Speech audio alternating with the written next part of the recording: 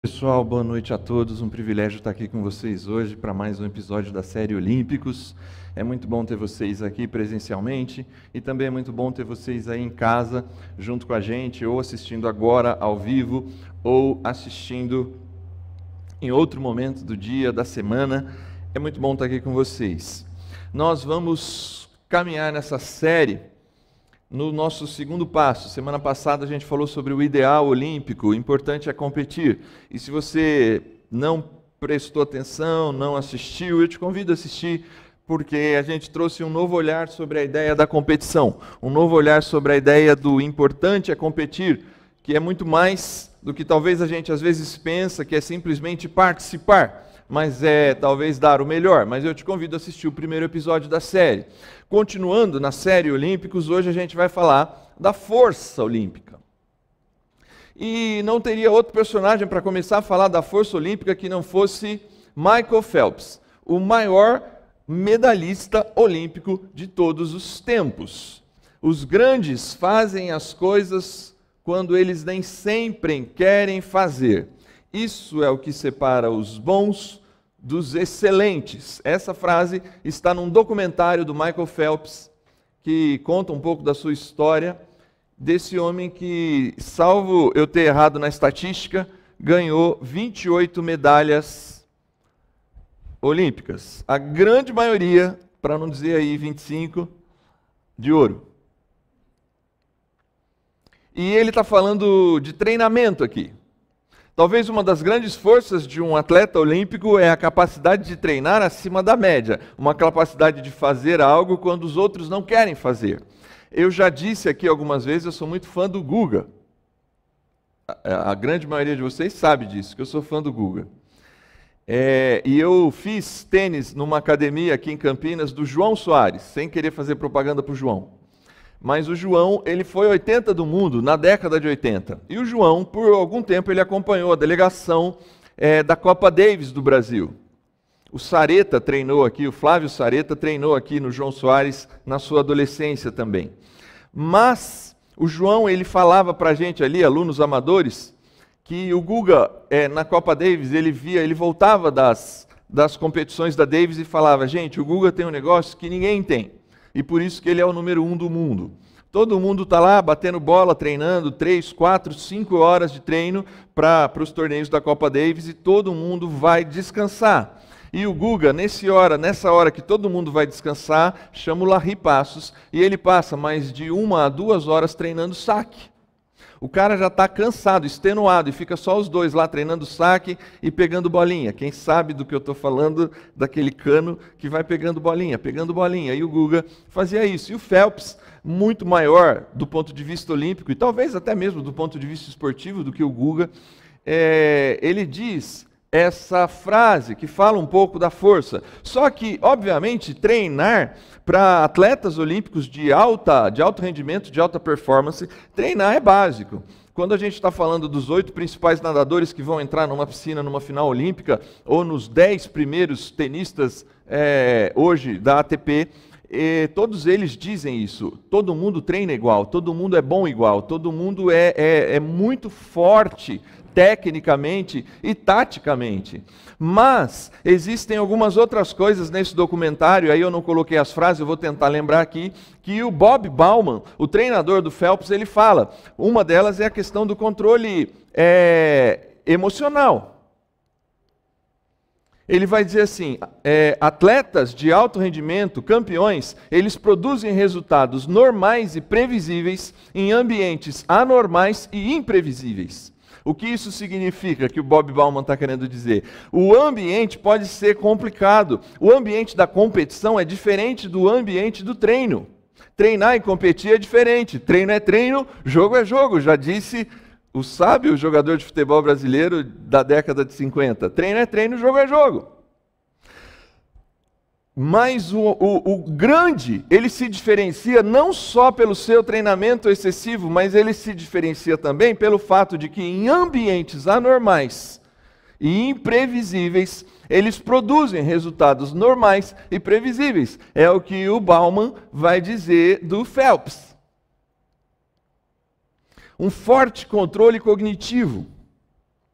uma capacidade de se controlar a mente diante da situação, não se deixar dominar pelo comentário de um ou de outro, não se deixar dominar pela plateia, a capacidade de ter a mente focada naquilo que vai fazer. E isso, todos eles, eu assisti alguns documentários de esportistas nos últimos 2 dias. E todos eles falam de um negócio que eu já sabia, mas eu não usava essa expressão, que é a visualização. Sabe o que é a visualização? É você, antes de bater o pênalti, visualizar aonde o pênalti vai entrar. É você visualizar como é que você vai pular na piscina. É você visualizar como é que você vai fazer a virada olímpica. É a visualização. E a visualização para esses caras é fundamental. O Phelps conta que numa das suas medalhas de ouro, dos 200 metros borboleta, quando ele caiu na piscina, nos primeiros 25 metros, ele falou que encheu de água os 2 óculos dele, de óculos de, como é que chama? Óculos, né? De natação. E aí ele falou, eu vou perder, eu não vou conseguir, porque ele estava cego. Mas aí ele visualizou, e aí fecha o ciclo, ele visualizou o treinamento. Quantas braçadas eu dou normalmente? É isso que eu vou fazer. Vou dar as 20 braçadas, vou virar, vou voltar e vou dar as 20 braçadas e tocar a mão. E vai dar. E deu ouro. Visualização. Capacidade de visualizar o que vai acontecer. Estas coisas, de alguma forma, marcam a ideia do que seja a força olímpica. Autotreinamento, autocontrole emocional, autocontrole da mente e visualização daquilo que vai fazer. Eu acho que eu já contei isso aqui. Tem um parceiro meu hoje aqui que jogou esse campeonato junto comigo. E eu bati um pênalti numa final de campeonato, num futebol de salão, e eu queria chutar no ângulo, mas eu chutei uns 30 centímetros fora do ângulo e a bola saiu. E eu passei do lado do cara que ia bater depois de mim. Se ele bate, ele acerta. A gente perdia aquele campeonato. E eu passei do lado dele e falei, você vai bater no mesmo lugar que eu. E isso entrou na cabeça dele de tal forma que ele bateu exatamente no mesmo lugar que eu, e depois veio os meus parceiros que estão aqui, bateram e a gente foi campeão, mesmo eu tendo errado. Eu não consegui visualizar para mim, mas eu visualizei para o outro. Isso, de alguma forma, gente, é a tal da força olímpica. E eu queria resumir isso aqui no que talvez vai ser o nosso assunto ao longo dessa exposição aqui. Conhecimento aplicado, isto é, não basta ter o conhecimento, treinamento, você tem que aplicar aquilo, capacidade de lidar com as situações, por mais adversas que sejam, e visualização do resultado. Por que eu coloco o Djokovic aqui? Porque, apesar de eu gostar de tênis, eu acho que esse ano não há esportista num nível que o Djokovic está. O Djokovic já ganhou os 3 principais slams, Roland Garros, Australian e Wimbledon, só falta ganhar o US Open e a medalha olímpica, e ele vai competir. E o Federer está em queda e o Nadal está machucado. E esse cara, ele tem usado muito essa expressão nos jogos dele, porque ele não tem jogado tão bem assim do ponto de vista técnico, mas a cabeça dele está funcionando num nível excessivamente alto. A menor brecha que o outro dá, ele engole o adversário. Eu acho que essas 3 coisas vão fazer a gente conversar um pouco sobre fé. Fé é a força dos olímpicos do ponto de vista da relação com Deus. Que força é essa que, do ponto de vista esportivo, é conhecimento aplicado? E eu acho que fé tem muito a ver com isso. Capacidade de lidar com situações adversas. E também a visualização do que pode acontecer. Nós começamos essa série em Hebreus 12, no final de Hebreus 12. Agora a gente volta para o final de Hebreus 10. E a gente está deixando para os 2 últimos episódios Hebreus 11, onde a gente vai falar exatamente dos heróis da fé. A gente vai citar alguns heróis aqui nos próximos episódios. Mas por que começamos pelo ideal olímpico? Porque o importante é competir e a gente precisa entender esse detalhe do primeiro episódio. E agora a gente precisa entender o que motiva. Unidos pela emoção é o slogan da Olimpíada de Tóquio. E nesse episódio a gente está falando de se unir pela mesma motivação. Essa força olímpica, que talvez é traduzido como conhecimento aplicado, capacidade de lidar com as diversas situações de uma competição e visualização do resultado. E para Hebreus, talvez essa força motivacional se chama fé. E eu queria ler para vocês esse trecho de Hebreus 10. Vocês precisam perseverar. Lembra que perseverar é a mesma preocupação de Hebreus 12. A vida é uma competição que precisa de perseverança. Quem não persevera, sucumbe. Quem não persevera, não resiste às diversas questões que a vida vai trazendo para a gente. E Hebreus está tratando com pessoas que estão com dificuldades de permanecer firmes, fortes. E aí ele diz: vocês precisam perseverar de modo que, quando tiverem feito a vontade de Deus, recebam o que ele prometeu. Pois em breve, muito em breve, aquele que vem virá e não demorará, mas o meu justo viverá pela fé, e se retroceder, não me agradarei dele. Nós, porém, não somos dos que retrocedem e são destruídos, mas dos que creem e são salvos. O centro nervoso desse texto é o justo viverá pela fé.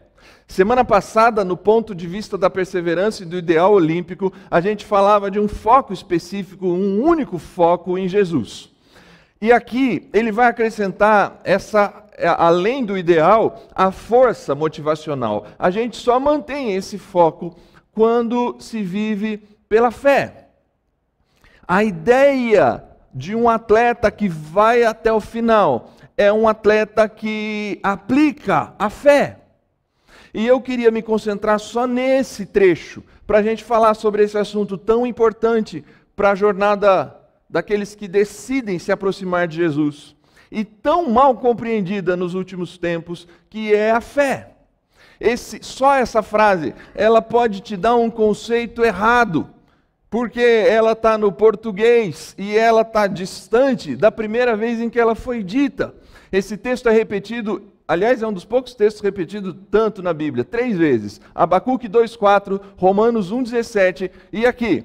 O justo viverá pela fé, o justo viverá pela fé, o justo viverá pela fé. E a primeira vez que aparece é em Abacuque.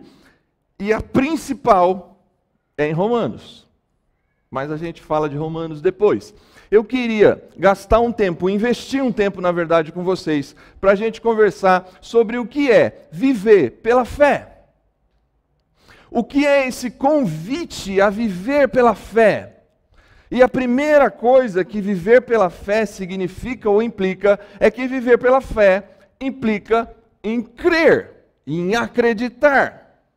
E aqui eu preciso quebrar a primeira noção errada que a gente tem.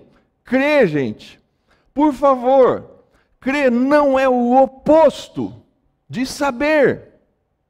Viver pela fé não significa ter uma vida ignorante. Viver pela fé não significa negar a ciência. Viver pela fé não é um bando de maluco que tirou o pezinho do chão e não consegue entender que o mundo tem uma lógica. Isso não é viver pela fé. Pessoas que encararam a fé dessa forma levaram outras pessoas à morte. Procura no Google Jim Jones e você vai conhecer a história de um cara nos Estados Unidos que matou uma turma inteira por conta de uma fé cega. Já dizia, se eu não me engano, é Gilberto Gil, fé cega, faca amolada. Viver pela fé, obviamente, implica em crer. Mas, do ponto de vista da Bíblia, fé precisa de uma base sólida. Na sequência desse texto vai ter o texto mais famoso sobre fé da Bíblia Sagrada, Hebreus 11, verso 1. A fé é a firme convicção dos fatos que nós não vimos e viver de tal forma que a gente tenha certeza do que ainda não aconteceu. A fé está firmada no passado e ela está firmada no futuro, mas do ponto de vista daquilo que a gente conhece da vida. E também não vá dizer que você deve conhecer pessoas que dizem que não vive por fé. Todo mundo, eu já falei isso aqui, todo mundo vive por fé, gente. Não há um ateu que não tenha fé. Porque você, ao entrar no elevador, você não pede todas as informações sobre aquele elevador para saber se todas as revisões foram feitas. Você acredita que aquilo vai funcionar e você entra e sobe 50 metros para cima, crente que não vai cair. Se isso não é fé, eu não sei o que é. Porque como eu falo muito isso, toda vez que eu entro no elevador eu lembro disso. Mas fé tem uma base. Por que eu acredito? Porque a maioria dos elevadores funcionam, porque os prédios, a gente não fica ouvindo notícia. Aliás, é o transporte mais seguro do mundo, dizem que é o elevador. Agora, crer, gente, se crer depende de uma base sólida, viver pela fé implica necessariamente em buscar, em se dedicar. Talvez esse é o primeiro nível da fé, o nível do treinamento teórico, de conhecer quem é Deus, conhecer qual é o propósito de Deus, conhecer o que Deus já fez, os feitos de Deus na história, conhecer as intenções de Deus, conhecer os homens e as mulheres de Deus, conhecer a Bíblia. A gente não tem uma fé cega. A gente não tem uma fé baseada só na sensibilidade de fulano ou beltrano.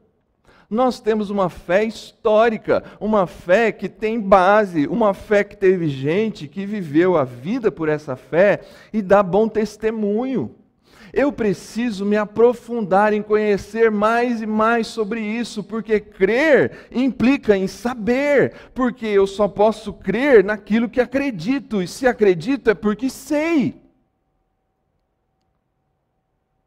Concorda ou discorda? Se eu ensinar o meu filho, é óbvio, em algum momento da sua infância, pré-adolescência, ele vai descobrir, mas se eu ensinar algo errado para o meu filho por alguns anos, ele vai acreditar. Por quê? Porque ele acreditou no que ele aprendeu. Então, assim, eu sei que hoje a gente vive, principalmente, ainda mais na pandemia, todo mundo aqui, que de alguma forma tem se relacionado um pouco mais com Deus ou menos, passou talvez a seguir algumas pessoas, a ler alguns textos, a assistir alguns vídeos. Gente, tem gente falando de tudo. E alguns são muito bons, outros são muito ruins. Alguns são charlatães, alguns mentem, alguns estão interessados somente no dinheiro de A ou de B, alguns têm uma interpretação equivocada. E aí leva as pessoas a crer algo equivocado.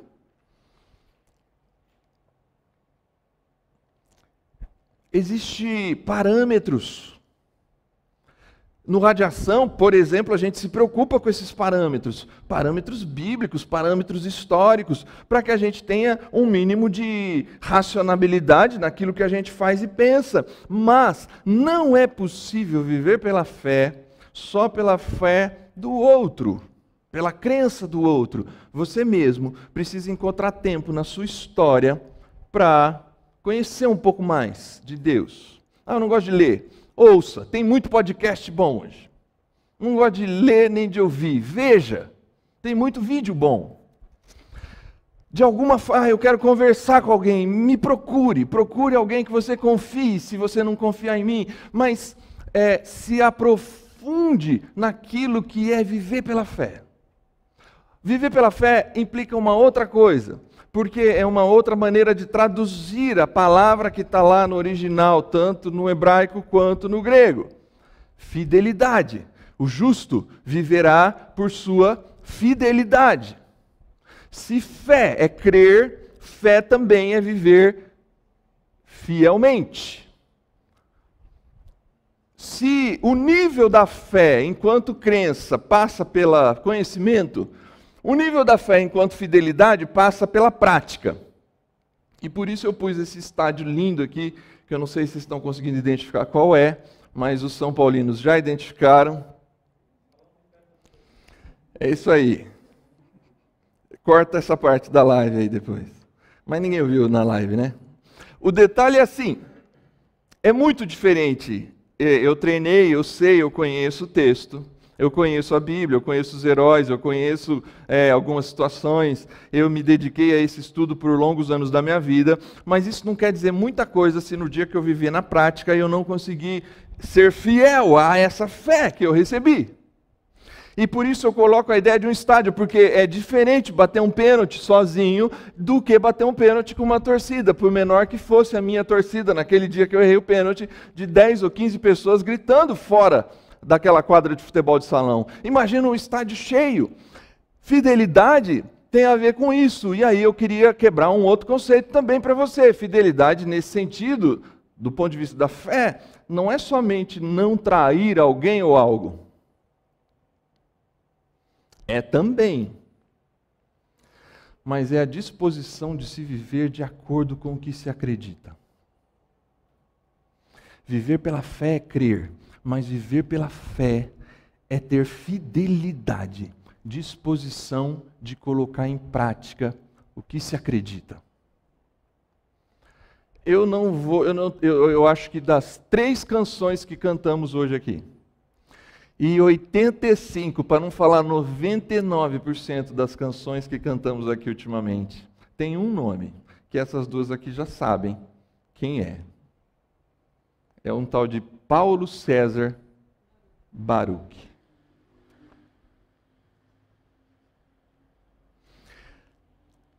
Toda geração tem um grande compositor, seja cristão ou seja do ponto de vista da música popular brasileira.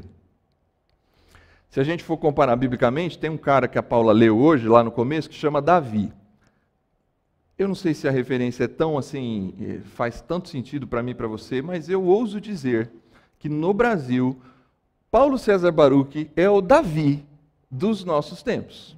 Ele tem uma capacidade de compor e de colocar no papel vida e sentimento como poucos. E eu estou falando de fidelidade, eu não estou fugindo do assunto. Essa é uma das letras do Baruch que a gente já cantou aqui. Então chega o dia de viver tudo o que se aprendeu. E a enxergar até o que não se pode ver. Chega o dia de entender, até ouvir o não de Deus. Mas sem duvidar, Ele continua sendo bom.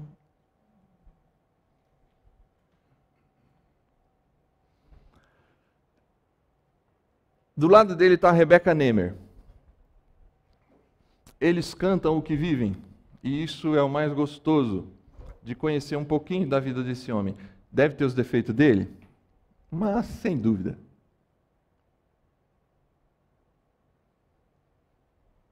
Essa foto é exatamente de um Instagram que eles fizeram para contar da dificuldade deles terem filhos.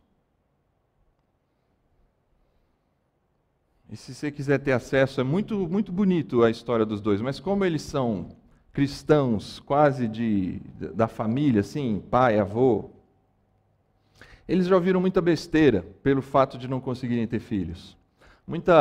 Me perdoe a expressão, porque parece que acaba sendo uma maneira de criticar outra religião, mas por favor, não entenda assim.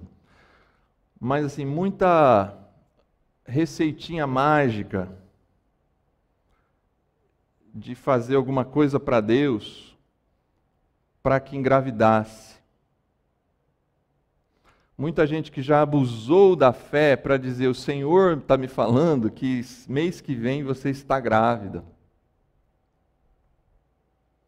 Outras pessoas que já procuraram eles para dizer assim: mas você não está engravidando, deve ter algum pecado.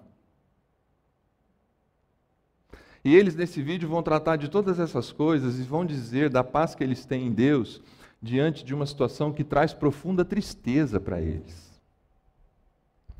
Isso é viver com fidelidade. Viver com fidelidade é compor uma letra que diz assim: chega o dia de eu entender o não de Deus. Porque Ele continua sendo bom, mesmo quando me diz não. Porque fé é crer e aplicar. E se eu aplico, Deus é bom, faça chuva ou faça sol, Deus é bom no dia que Ele me faz o bem, ou no dia que eu acho, do meu ponto de vista, que Ele me fez o mal. Deus é bom quando Ele responde a oração, como Ele é bom no dia em que Ele não responde a oração. Isso é fidelidade. Isso não quer dizer que eu não vou chorar. Isso não quer dizer que eu não vou perguntar por que comigo. Isso não quer dizer que eu não fique cheio de dúvidas, porque fé também não é o contrário de dúvida. Quem tem fé duvida, às vezes. Porque viver pela fé é um viver de fidelidade. E a gente às vezes precisa lidar com o não, lidar com a situação difícil e dizer: Ele continua sendo bom. E por fim, viver pela fé implica entrega. Se o primeiro nível, talvez, da vida pela fé é o conhecimento de Deus, o segundo nível da fé talvez seja a experiência com Deus, as experiências positivas e negativas que vai compor a nossa fidelidade. A última, talvez o nível supremo da fé, é a entrega. Nós, porém, não somos... O final do texto que a gente leu. Nós, porém, não somos dos que retrocedem e são destruídos, mas dos que creem e são salvos. Empresta meu celular, por favor.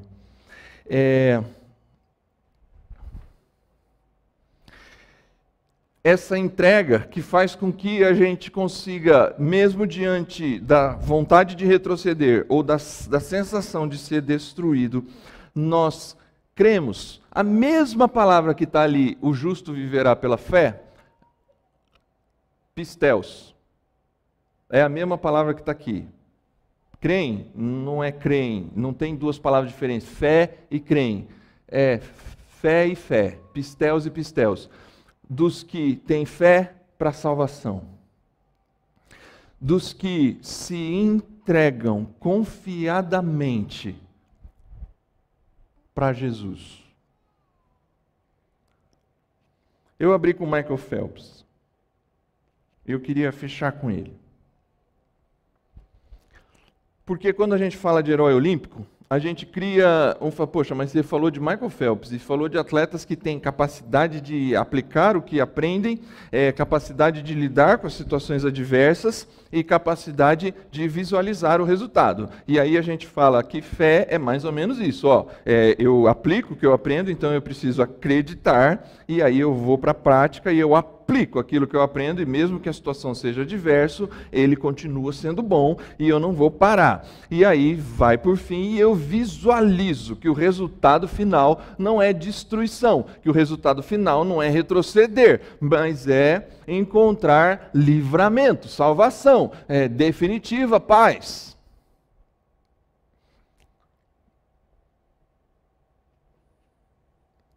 E aí você pode dizer: mas eu não sou esses caras da Bíblia e eu não sou o Michael Phelps.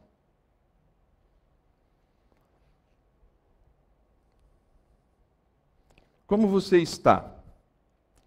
Essa pergunta é feita todos os dias Mas quantas vezes dizemos tudo bem e seguimos em frente? Quantas vezes admitimos a verdade para nós mesmos e para os outros?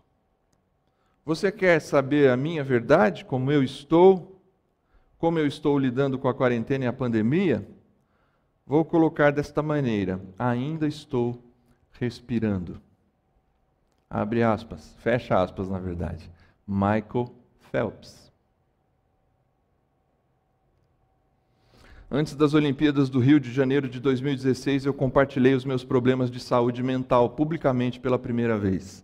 O Michael Phelps teve depressão e quase se suicidou. Não sei se você sabe disso. Não foi fácil admitir que eu não era perfeito.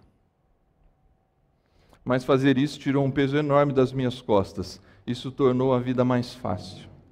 Agora eu estou me abrindo novamente. Maio de 2020. Quero que as pessoas saibam que não estão sozinhas. Muitos de nós estão travando batalhas contra nossos demônios, agora mais do que nunca. A questão é, e as pessoas que vivem com problemas de saúde mental sabem disso, eles nunca desaparecem. Você tem dias bons e dias ruins, mas nunca há uma linha de chegada. Fiz muitas entrevistas depois da Olimpíada do Rio, onde a história era a mesma. Michael Phelps se abriu sobre depressão, entrou em um programa de tratamento, ganhou ouro em sua última Olimpíada e agora está tudo bem. Eu gostaria que fosse assim tão fácil, mas honestamente, eu quero dizer isso da maneira mais agradável possível. Isso é apenas ignorante. Alguém que não entende, não tem ideia do que as pessoas com ansiedade, depressão ou transtorno de estresse pós-traumático passam todos os dias. Há momentos em que me sinto, Michael Phelps, gente, há momentos em que me sinto absolutamente inútil, onde desligo completamente, mas tenho essa raiva borbulhante dentro de mim. Para ser sincero, gritei em voz alta mais de uma vez: gostaria de não ser eu. Às vezes tenho essa sensação avassaladora de que não aguento mais. Este é o momento mais devastador que senti na minha vida. É por isso, tenho momentos em que não quero ser eu. Eu gostaria apenas de ser Johnny Johnson, uma pessoa aleatória. Alguns momentos em que eu acho que pode piorar. Boomer, meu filho de 4 anos, se aproxima de mim, me dá um abraço e só diz assim: papai, eu te amo. Quando eu menos espero, é literalmente a melhor coisa do mundo.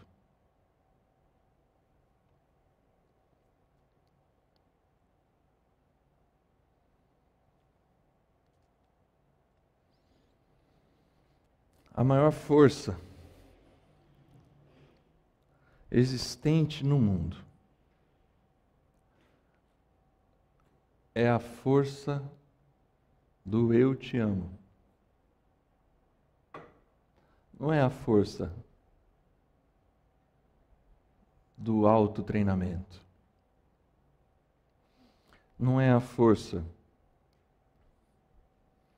da capacidade de lidar com as situações adversas. Não é a força de visualizar o resultado. Isso tudo é fé. E eu acho que é um desafio para mim e para você, todos os dias, aprender um pouco mais sobre Deus. Praticar um pouco mais o que aprendemos. E visualizar que nós não somos daqueles que retrocedem e são destruídos, mas do que têm fé para a salvação.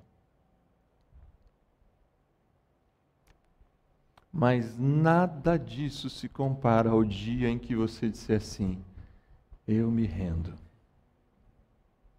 eu me entrego, eu aceito o teu amor por mim. Michael Phelps É um herói olímpico que está no mais alto ponto do Olimpo, das Olimpíadas. Michael Phelps é um homem com demônios interiores.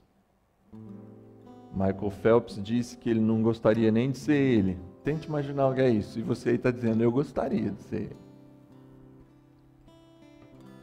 Viver intensamente traz consequências. E eu achei tão bonito esse texto que eu li para vocês, está na ESPN.com, quando ele diz assim: quando eu acho que tudo pode piorar, o meu filho de 4 anos, o Boomer, ele vem até mim e diz assim: papai, eu te amo. Ele encontra a paz que nada pode dar quando ele se entrega ao amor do filho. Tem uma outra cena do Michael Phelps em 2016, que ele lê um livro que chama Vivendo com Propósito, do Rick Warren. Rick Warren é um pastor norte-americano daqueles bons, assim, que se você quiser ler Rick Warren, pode ler à vontade, que o Rick Warren vale a pena. Vivendo com Propósito, e ele diz que lá em 2016 ele entendeu que a vida dele tinha uma força maior do que ele próprio. E ele lidou em 2016 com uma das coisas mais difíceis que alguém pode lidar.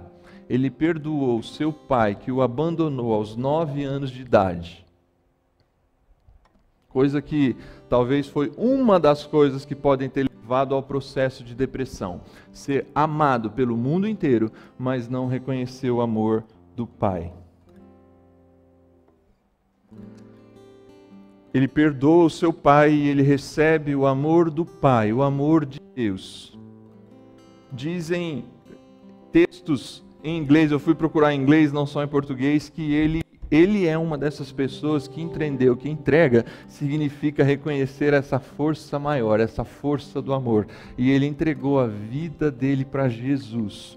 E ao entregar a vida dele para Jesus, não quer dizer, como não quer dizer para o Baruch, como não vai querer dizer para mim e para você, como não diz para mim, que tudo está resolvido, e que nunca mais eu vou ter problema, e que nada mais vai dar errado, e que eu nunca mais vou chorar, e que nunca mais vou ter dia difícil. Viver pela fé é crer. Viver pela fé é experimentar todos os dias, mesmo nos dias difíceis, e é se entregar confiando que a maior derrota, talvez ela pode ser vencida por eu te amo. Um filho que ama, um marido que ama, uma esposa que ama, Deus que te ama, e diz: eu te amo, e eu vou cuidar de você, e eu me entrego, eu me rendo.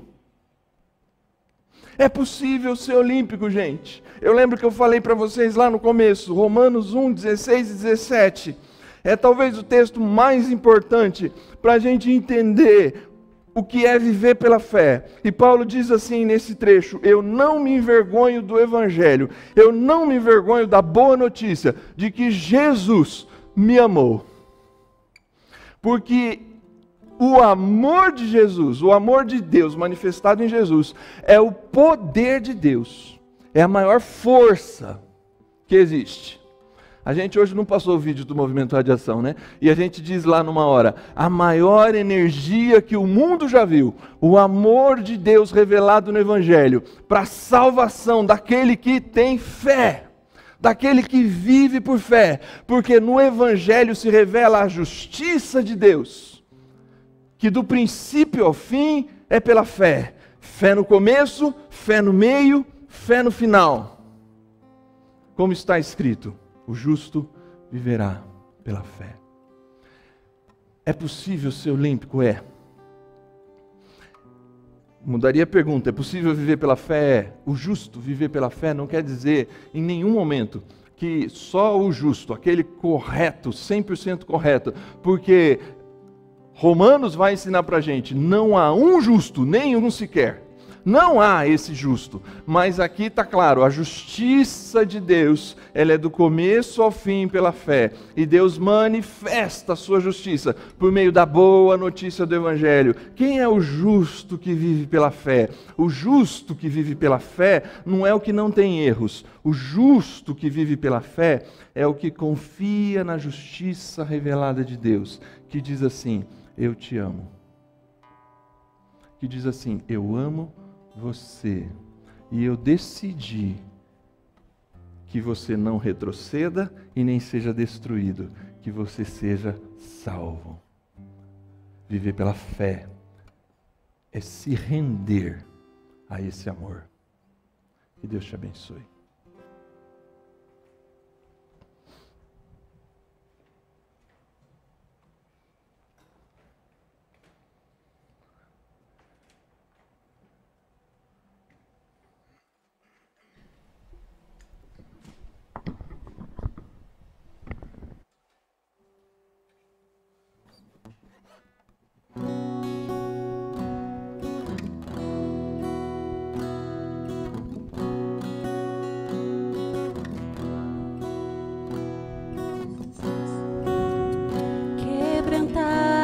Ferido está, oprimido pelo seu pecar, Jesus te chama.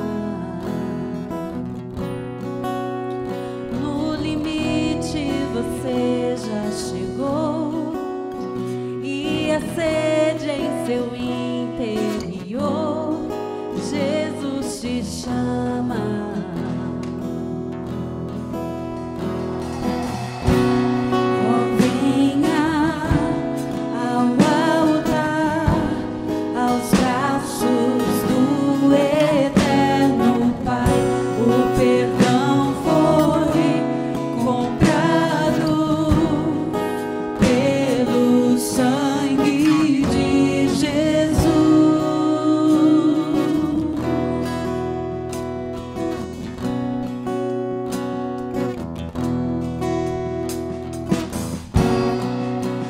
Deixa com o Pai o engano pra trás. Venha hoje, não há o que esperar. Jesus te chama. A tristeza se alegrará, das cinzas nova vida surgirá. Jesus te chama.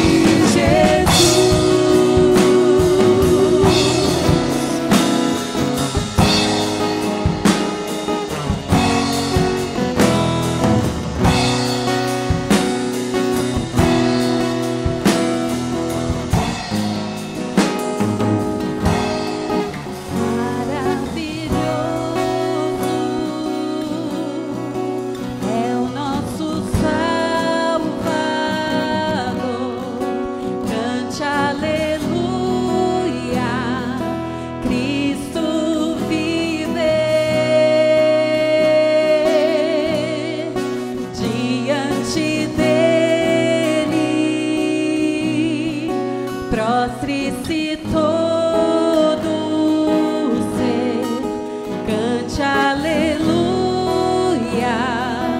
Cristo vive.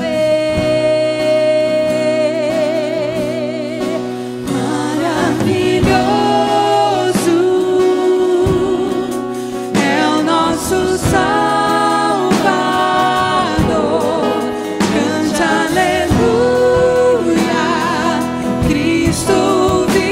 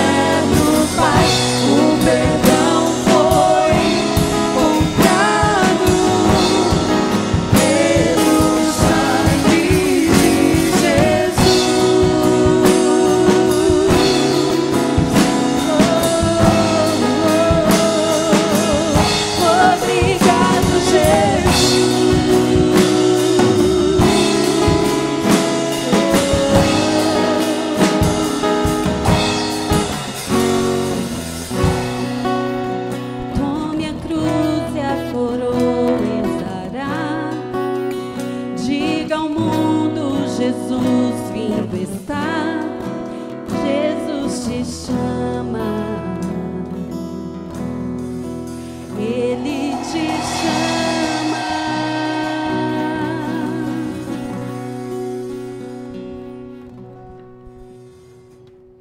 Queria orar com vocês agora. Talvez você faça uma pergunta assim, ou já fez, ou já ouviu alguém que fizesse. Se Deus é tão bom assim, se eu tenho que crer nesse Deus que é tão bom, por que que não resolve tudo logo de uma vez? Por que que tem tanta coisa ruim acontecendo? Por que que as coisas são tão difíceis? Por que tem tanta morte, tanta violência, tanta fome, tanta injustiça? Óbvio que eu precisaria gastar muito mais tempo para responder tudo isso, ou pelo menos para tentar ajudar a responder tudo isso. Mas eu queria te dar 3 opções da maneira como Deus poderia agir com a gente. Uma delas é simplesmente programar todos nós para fazermos aquilo que Ele quer. E aí seríamos robôs. Como uma máquina programada para cumprir certa programação. A outra forma é Deus entrar por essa porta e mostrar toda a sua glória para mim e para você. E aí nós seríamos espertos o suficiente para nos dobrar e temer um Deus tão poderoso. Porque se é tanto poder assim, ou eu me dobro ou Ele me mata. Então, por medo, eu me renderia. Deus não escolheu nem a programação robotizada, nem o medo. Deus escolheu a fé. Porque na fé, eu preciso me entregar ao amor. Deus é amor. Ele te ama. A gente convidou nessa canção, venha ao altar. Se entregue aos braços do eterno Pai. Ele poderia te obrigar? Poderia. Mas aí ele não seria o Deus que nós conhecemos pela fé bíblica. O Deus da fé bíblica não é um Deus da obrigação e da imposição. O Deus da fé bíblica é um Deus que se dispõe a amar antes de ser amado. E quer que a gente se entregue a esse amor. E eu queria te convidar a fazer essa oração, se você quiser fazer junto comigo, essa oração de entrega. Pai de amor, toda graça e misericórdia, hoje nós conversamos um pouco sobre a vida pela fé. E a gente descobriu talvez coisas que a gente já sabia, que viver pela fé é conhecer um pouco mais de Ti, que a gente pode conhecer um pouco mais de Ti através da Tua palavra. A gente também entendeu que viver pela fé é ter uma vida de fidelidade, capaz de botar em prática tudo aquilo que a gente aprende. E que viver pela fé também é dar passos, confiando que o futuro está nas Tuas mãos. Mas por vezes nos falta força para o conhecimento, nos falta forças para lidar com as nossas experiências mais profundas e às vezes nós não temos essa capacidade mental de visualizar um futuro e fazer ele acontecer. Nos ajuda, Senhor, nesses 3 passos, porque de alguma forma eles falam para a gente sobre o que é a fé. Mas eu queria orar junto com os meus amigos e amigas aqui, numa oração de entrega. Nós que estamos orando juntos nessa hora, nós nos entregamos ao Teu amor. Nós nos rendemos diante do Teu amor. Nós reconhecemos que o Senhor nos ama. Nós, mesmo aqueles de nós que não conhecemos o amor, ou talvez já faz muitos anos que não entendemos direito o que é esse poder, essa energia, mas que a Tua palavra nos ensine que hoje a gente foi exposto ao fato de que o Seu amor é o braço forte em que a gente pode se entregar e isso nos faz justos. Eu me entrego ao Seu amor, porque o Senhor sabe que eu não sou justo. Eu me entrego ao Seu amor porque o Senhor sabe que de vez em quando eu choro quando as coisas não acontecem do jeito que eu quero ou espero. Eu me entrego ao Seu amor porque o Senhor sabe que tem dias difíceis em que eu não tenho nem coragem de orar, de falar contigo. Eu me entrego ao Seu amor porque o Senhor conhece o meu interior e sabe que eu sou frágil e pequeno. Eu me entrego ao seu amor porque um homem como Michael Phelps, com 28 medalhas, teve que se entregar ao amor para conhecer talvez a maior energia que o mundo já viu. Ajuda a gente a se entregar ao seu amor e por favor, Senhor, que a gente perceba o teu amor por nós. E nos dias que a gente não perceber, que a nossa fé esteja firmada em Ti, que a gente possa dizer que o Senhor continua sendo bom e que a gente continua se rendendo ao Teu amor, até o dia em que a gente vai dizer assim: nós não somos daquele que destruímos ou retrocedemos, mas somos daquele que nos entregamos e somos salvos por Teu amor, Jesus. Aqueles que fizeram essa oração comigo, Jesus, eu peço que o Senhor, por meio do Seu Espírito Santo, entre no coração e ajude nessa caminhada da vida pela fé. No Teu nome, Jesus. Amém.